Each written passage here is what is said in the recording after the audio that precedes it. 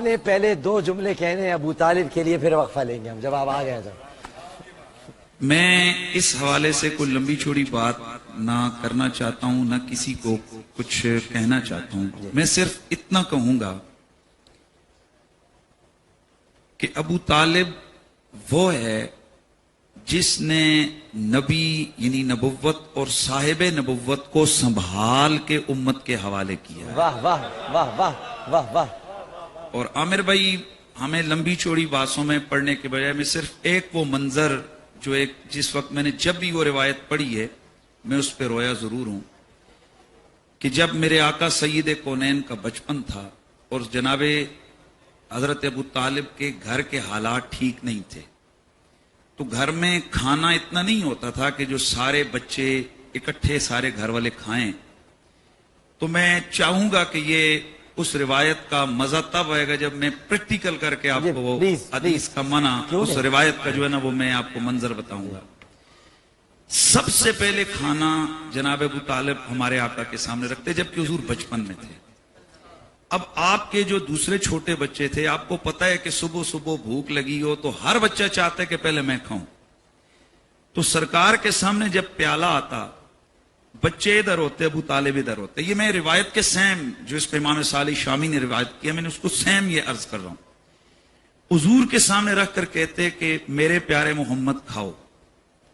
ظاہر ہے حضور کو تو بچپن میں وہ صاحب نبوت ہیں، تو میرے آقا اپنے ان بھائیوں کی طرف دیکھتے اور وہ جو جناب ابو طالب کے بچے تھے وہ بھی ہاتھ آگے بڑھاتے۔ وہ منظر میں آپ کو نہیں بتا سکتا، ہاتھ آگے ہوتا، باپ جو ہے وہ بچوں کے بیچ میں، میں منظر بتاؤں گا، سرکار بیٹھے ہیں، بچے ادھر بیٹھے ہیں، ابو طالب ادھر بیٹھے ہیں، بیٹا کھاؤ۔ اب بچے ہاتھ آگے بڑھاتے تو یہ پیچھے کرتے، کھانے دو میرے لاڈلے۔ اور اگلا جو منظر ہے کہ بعض اوقات ایسا ہوتا کہ یوں بچوں کے آگے بیٹھتے اور سرکار سے عرض کرتے کہ آپ کھائیں۔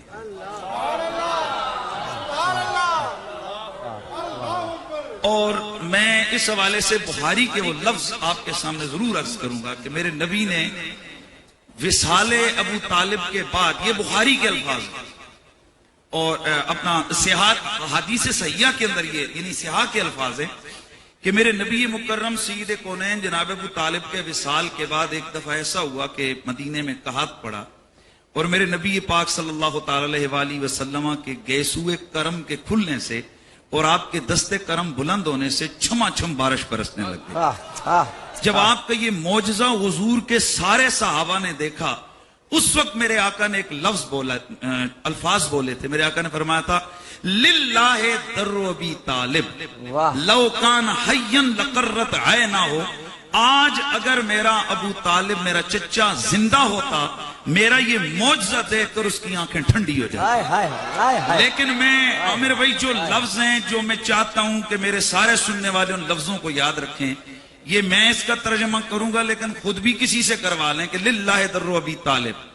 یہ تقریباً اہل سنت کی معتمد علیہ 25 سے زائد کتابوں کے اندر موجود ہے، جن میں سیرت کی کتابیں بھی ہیں اور حدیث کی کتابیں بھی ہیں، کہ حضور نے فرمایا اللہ بھلا کرے ابو طالب کا، اللہ اکبر، اللہ للہ در ابی طالب، اللہ بھلا کرے ابو طالب کا۔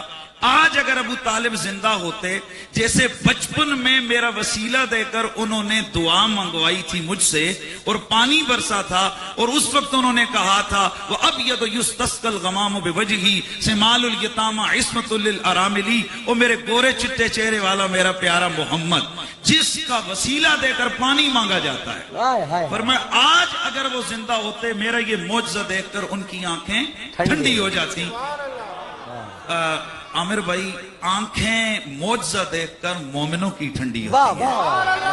اور اس میں جو اگلی بات میں عرض کروں گا وہ یہ ہے کہ میرے نبی نے پھر فرمایا کون ہے جو آج مجھے ابو طالب کی وہ نعت سنائے گا؟ اللہ اکبر۔ اور میں یہاں کے اس پروگرام کی وساطت سے عرض کرنا چاہتا ہوں کہ محفل نعت ہم بہت کرتے ہیں، لیکن کبھی رسول کے پہلے ثنا خان کا ذکر تو کریں کہ میرے نبی کی پہلی نعت کہنے والا حضور کا چچا ابو طالب ہے، بے شک۔ اور میں اگلا جملہ آپ کو کمال کی بات بتانے لگا ہوں۔ جناب حضرت حسان بن ثابت میرے حضور کے وہ ثنا خان صحابی، کبھی حضور یہ بھی تو دیکھیے کہ جناب حسان نے نعت رسول لکھتے ہوئے کس کے کلام پر تضمین لکھی؟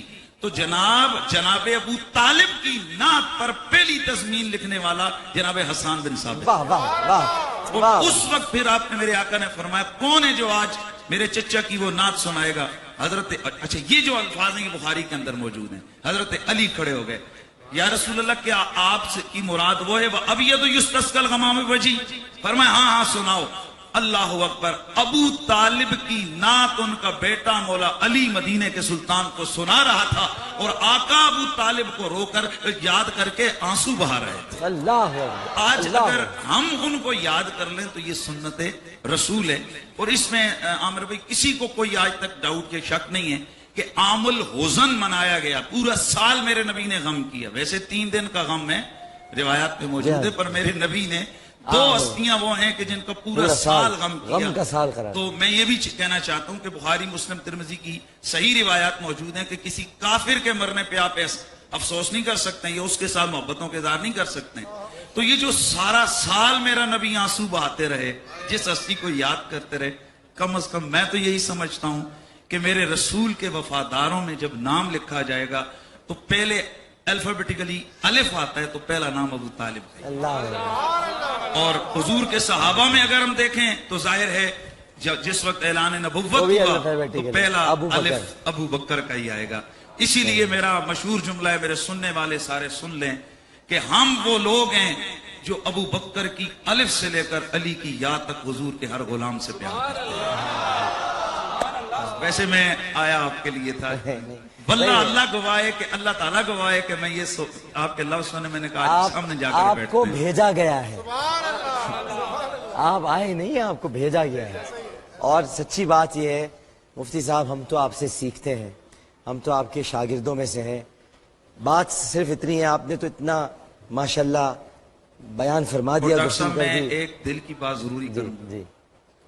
عامر لیاقت وہ شخص ہے کہ ہمارے دوست کہتے ہیں جس کے خلاف جتنی ہوائیں چلی ہیں، یہ جتنے پروپیگنڈے ہوئے ہیں، یہ کسی تناور درخت کے اوپر صرف ان کے بورڈ چسپاں کر دیے جاتے ہیں، وہ بھی خشک ہو جاتے ہیں. آخر وجہ کیا ہے کہ یہ ہرا بھرا اور پھر جناب دن بدن بڑھتا جا رہا ہے. تو مجھے مولا علی کا وہ جملہ یاد آ رہا ہے کہ جس نے ہم سے پیار کیا ہم نے اس کے پیار کو قبول کیا. اللہ وہ یقین کر لے کہ دنیا اور آخرت میں اس کی عزتوں کی نگہبانی ہم کریں. اللہ اللہ اللہ اللہ اللہ اللہ. اللہ تعالیٰ آپ کی یہ محبتیں سلامت. اب مفتی صاحب نے اتنی باتیں ماشاءاللہ اتنی علمی اور علمی انداز میں نہیں بلکہ روایات اور مثالوں کے ساتھ اور حقائق بیان کر دیے ہیں. میں تو مفتی صاحب سے سیکھنے والا آدمی ہوں.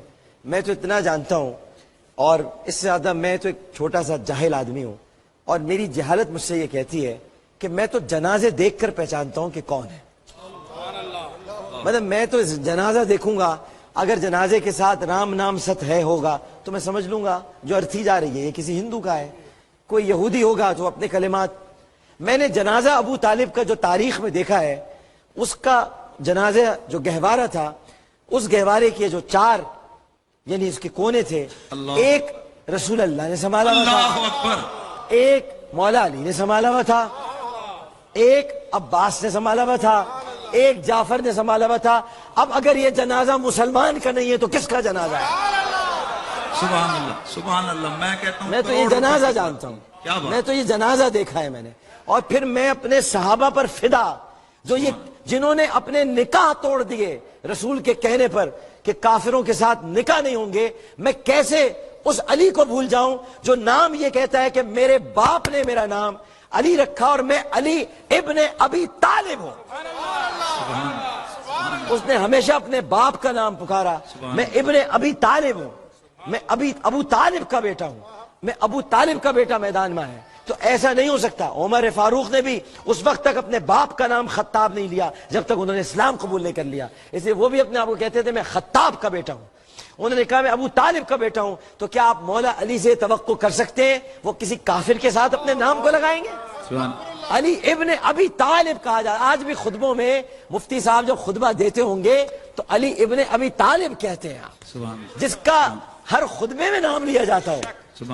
اب آپ یہ رسک لے لیں کہ بھائی وہ کافر تھے یا وہ اسلام نہیں لائے تھے، میں یہ رسک لینے کو تیار نہیں ہوں، کیونکہ میرے دین عامر کو بھائی معاملہ اس نہیں ہے۔ میں ایک میں چھوٹی سی بات کر رہا ہوں، اسلام کفر کی بات ہم سائڈ پہ رکھتے ہیں، اس میں جو جتنے بھی مکاتب فکر کے لوگ ہیں اور اس پہ نصوص موجود ہیں کہ جناب ابو طالب محبوب رسول تھے، بے شک یعنی اس میں ابھی اب حوالے چونکہ ایک پروگرام کی وہ ہے، میں اپنے جب جلسے کرتا ہوں تو اس میں لگاتار حوالے دیتا ہوں، میری یہ فیلڈ ہے، یہ میں اس بات کے اوپر تقریباً میں میرے رجسٹر میں 70 سے زیادہ کتابوں کے حوالے میں نے رکھے ہوئے ہیں لکھ کے، کہ اللہ کے نبی نے حضرت ابو طالب سے پیار کیا، اور وہ جو شان نزول آتا ہے انک لا تہدی من احببت، اے نبی آپ اس کو ہدایت نہیں دے سکتے جو آپ کے پیارے ہیں، اس کا شان نزول کیا ہے؟ لیکن جن لوگوں نے کہا کہ ابو طالب مراد ہے، تو علامہ علوسی فرماتے ہیں کہ یہ تو ثابت ہو گیا کہ ابو طالب محبوب رسول ہے۔ میں تمام کائنات کے لوگوں کو مخاطب ہو کر یہ عرض کرتا ہوں کہ ہمارا یہ دعوے، اور بالخصوص آل ایمان اور آل محبت سے میں مخاطب ہوں، میں یہ سوال پوچھتا ہوں کہ ہمارا یہ ایمان اور تقاضا ہے، عامر بھائی ہم ہزاروں گناہ کرتے ہیں، اللہ کی قسم ہمیں مدینے والے آقا کی شفاعت کا سہارا ہے، اور ہم کہتے ہیں اوے ہم حضور کے غلام ہیں، ہم حضور سے پیار کرتے ہیں، ہمارا بھلا ہو جائے گا۔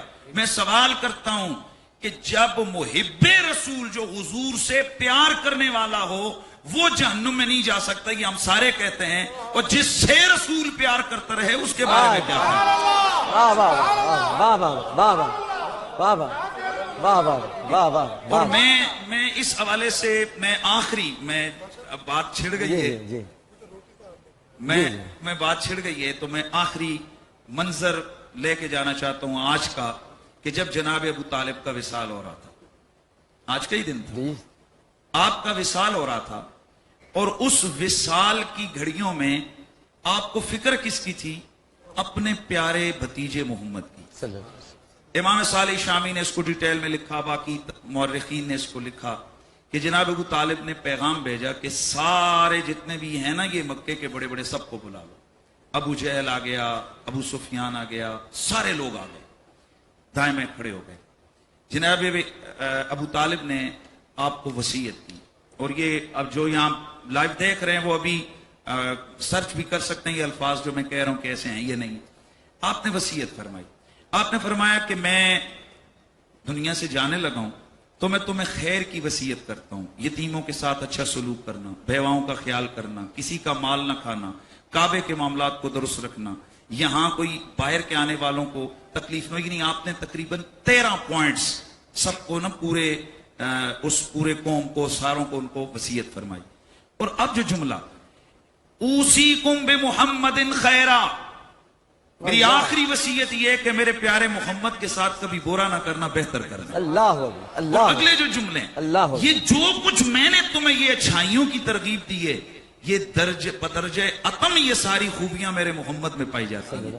اچھا اب جس وقت یہ بات ہوئی تو جناب ابو طالب حضور سے مخاطب ہوئے، اے میرے بھتیجے آپ بھی ان کا خیال رکھنا۔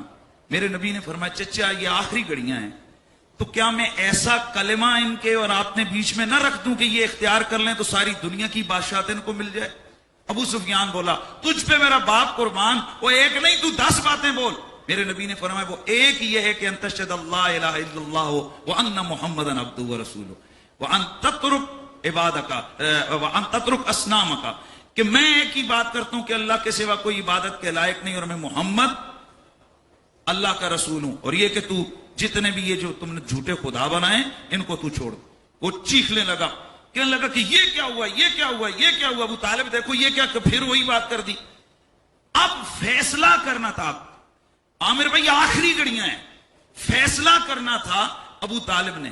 میرے آقا خاموش ہو گئے کہ کہیں میرے چچے کا دل ظاہر ہے ادھر ادھر سے باتیں شروع ہو گئی، یہ کیا شور شروع ہو گیا۔ حضور خاموش ہو گئے کہ کہیں میرے چچا کو تکلیف ہوئی ہے ان معاملات سے۔ تو جناب حضرت ابو طالب نے میرے نبی کے چہرے پہ دیکھ کے فرمایا میرے بیٹے تو نے ان کو غلط بات کی دعوت تو نہیں دی ہے، خدا کی قسم تو نے صحیح بات کی دعوت دی۔ اور جو آخری جملے وہ کیا ہیں؟ جناب ابو طالب کی آنکھ سے آنسو کے قطرے ٹپکے، پڑھیے جا کے روایات، اور پھر آپ نے فرمایا میرے بھتیجے اگر میری یہ جان میرا وفا کرے تو مجھے پیدا کرنے والے کی قسم میں تجھ پہ اپنی جانوں کو قربان کرتا رہوں. اللہ اللہ لما بلغا آنا، حضرت ابو طالب ان جملوں پہ پہنچے، فماتا، آپ کی روح قبض ہو گئی. جناب والا آخری لفظ جناب ابو طالب کی زبان پر وفاداری ہے مصطفیٰ کے جاری. اور ابو لہب کے جو 2 بیٹے تھے عتبہ اور عتیبہ، ان سے اپنی بیٹیوں کے رسول اللہ نے نکاح ختم کروائے، آپ جانتے ہیں. لیکن فاطمہ بنت اسد سے نکاح ختم نہیں ہوا تھا. سبحان اللہ، سبحان بس اتنا کافی ہے میرا. سبحان اللہ. فاطمہ بنت اسد سے ابو طالب کا نکاح ختم نہیں ہوا، اس کا مطلب ہی کافی ہے. آگے کسی کو بات کرنے کی ضرورت نہیں ہے کہ شرک کا اسلام کے ساتھ کوئی تعلق نہیں. لہٰذا عتبہ اور عتیبہ جو کہ نکاح میں آ چکی تھی دونوں بیٹیاں، آپ نے نکاح ختم کرائے ابو لہب کے بیٹوں سے کہ وہ اسلام نہیں لا رہے تھے. اور فاطمہ بنت اسد مولا علی کی جو ماں تھیں، ان کا نکاح ابو طالب سے ختم نہیں ہوا. وہ ایمان لے کر آئی تھی باقاعدہ اعلان کر کے، نکاح ختم نہیں ہوا. تو بس اب باقی باتیں انسان خود سمجھے کہ کون اسلام پر قائم تھا. کچھ چیزیں مشیت الہی ہوتی ہیں، ہمیں ان میں بحثوں میں نہیں پڑھنا چاہیے اور ہمیں اس پہ بھی نہیں جانا چاہیے. بس اتنا یاد رکھنا چاہیے قرآن نے ہمیں سکھایا ہے حل جزاء الاحسان الا الاحسان. واہ واہ واہ، سبحان اللہ، سبحان اللہ. احسان کا بدلہ احسان کے سوا کچھ نہیں. اور اس امت پر یہ فرض ہے کہ وہ اپنے نبی پر، حالانکہ نبی پر کسی کا کوئی احسان نہیں، لیکن جس نے بھی نبی کی اعانت کی ہے، ظاہری طور پر جس نے بھی نبی کی اعانت کی ہے، استعانت کی ہے، مدد کی ہے، احسان کا تقاضا یہ ہے کہ اس کا احترام کیا جائے. بس.